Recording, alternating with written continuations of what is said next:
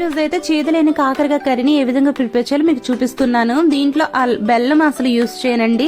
ముందుగా అయితే ముక్కల్ని ఈ విధంగా కట్ చేసుకుని దాంట్లో ఉప్పు పసుపుని యాడ్ చేసి ఒక హాఫ్ అన్ అవర్ అయితే మూత పెట్టి పక్కన పెట్టేసుకుని హాఫ్ అన్ అవర్ తర్వాత వాటర్ చూడండి ఏ విధంగా సపరేట్ అవుతుంది.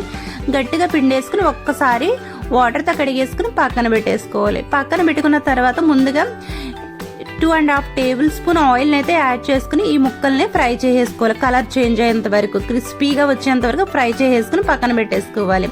దీంట్లోనే పోపు దినుసులు అన్నీ యాడ్ చేసేసుకుని దీంట్లో 2 ఉల్లిపాయలు 2 పచ్చిమిరపకాయలు ఈ విధంగా యాడ్ చేసుకుని అలాగే కొంచెం కరివేపాకుని అలాగే ఉప్పును కూడా యాడ్ చేసి ఒక్క టమాటాని యాడ్ చేసి అల్లం వెల్లుల్లి పేస్ట్ 1 స్పూన్ యాడ్ చేసేసుకుని మొత్తం అంతా కలిపేసుకుని ఈ ముక్కలను దాంట్లో వేసుకుని ఉప్పు కారం పసుపు ఒకసారి టేస్ట్ చెక్ చేసుకుని యాడ్ చేసేసుకుని ముందుగా నానబెట్టుకుని చింతపండు గుజ్జుని దీంట్లో యాడ్ చేయడమే. Thank you for watching.